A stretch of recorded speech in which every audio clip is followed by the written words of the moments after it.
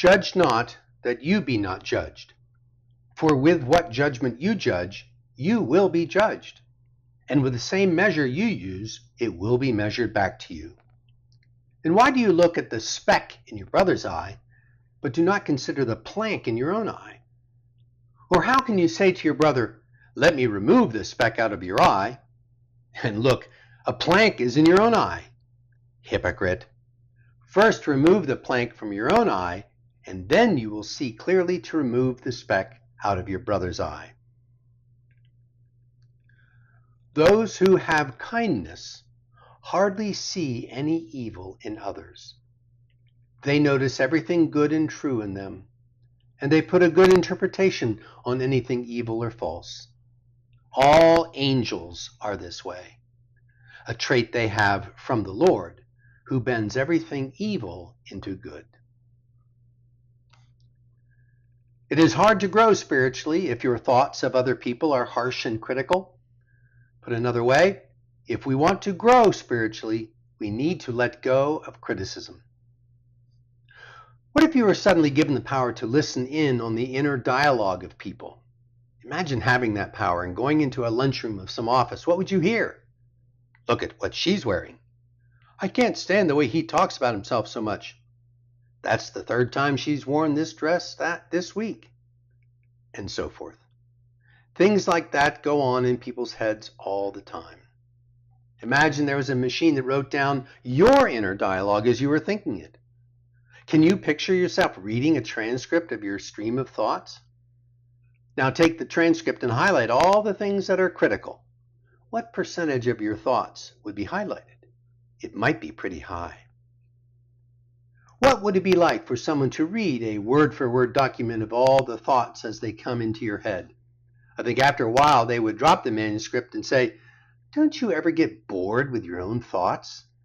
I notice that whenever you see Fred, you mentally say the same critical things about him. Can't you think of something else to think?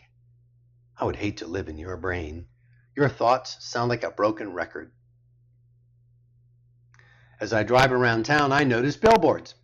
There's one of them that I can hardly look at without being critical. I don't like the artwork. I don't like the product being sold. How many times do I have to say in my head, I don't like that billboard? When I say it, who is that helping anyway? Me? Every time I drive by, my mind gets into criticism. Ha, humph, the billboard again. Humph, why don't they get a new artist? You know, that kind of thought pattern is really boring. The dialogue just goes round and round endlessly and without purpose.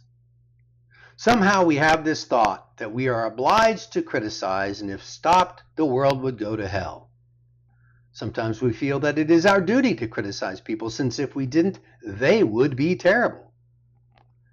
But does our criticism do anybody any good? When I was young, our family raised chickens. I noticed that if one of the chickens had some kind of flaw, the others would peck away at it until it died. Sometimes I feel that I can't let people get away with something, as if our being critical helps the situation. Are we somehow maintaining integrity in the world by being critical? Recently I was at an art show. I went around looking at the paintings, and in my head I was criticizing them. Then I felt someone standing near me. For some reason, I began to suspect that this was the artist, and in fact she was. She spoke and said, well, what do you think? Any criticisms? I could feel an instant shift in my head. It was easy to be critical. It is very challenging to make helpful comments. My first critical thoughts were coming out of the basement. I couldn't stand next to the artist and just say, why don't you try something else, like golf or knitting? I couldn't say, the painting is all wrong, I wish you hadn't framed it. I had to come from a higher place in myself. Saying something both true and helpful takes effort and attention. It is easy to criticize, there's nothing to it. But that easy criticism is usually ill-informed and destructive. If we really understood what something was like for the other person, we wouldn't be so quick to judge. A person who has done a lot of spiritual work might be in a position to help someone else. Anyone who has done honest and constructive self-criticism could possibly be in a position in which to help someone else by criticism. I think we can safely assume that, for most of us, that day has not yet come. There is a place for genuine criticism, but it must come out of love. Negative criticism comes out of the basement and is given not to improve the other person, but to make ourselves feel superior. When we criticize, we are looking down on someone else, as if we were elevated above them. If you look at others from an angelic point of view, very lovingly, you will notice the good things, not the bad ones. If you see something bad, you will put the best possible interpretation on it. If you act out of the basement or the lower self, you focus on the negative and put the worst possible interpretation on anything good. That's the difference between those two approaches. Imagine if you saw someone go into another person's house and drag them out and tie them up and beat them mercilessly. Imagine that person was absolutely unable to fight back. Wouldn't you be horrified? You would be especially outraged because the victim had no way to defend himself. Isn't that what we do with other people in our heads? We think bad thoughts about them. We take them down the alley and beat them up in our thoughts, and they don't even know they're being beaten up. How can they defend themselves? Look at criticism in your life. You might take one day to observe your critical nature, what you say or think.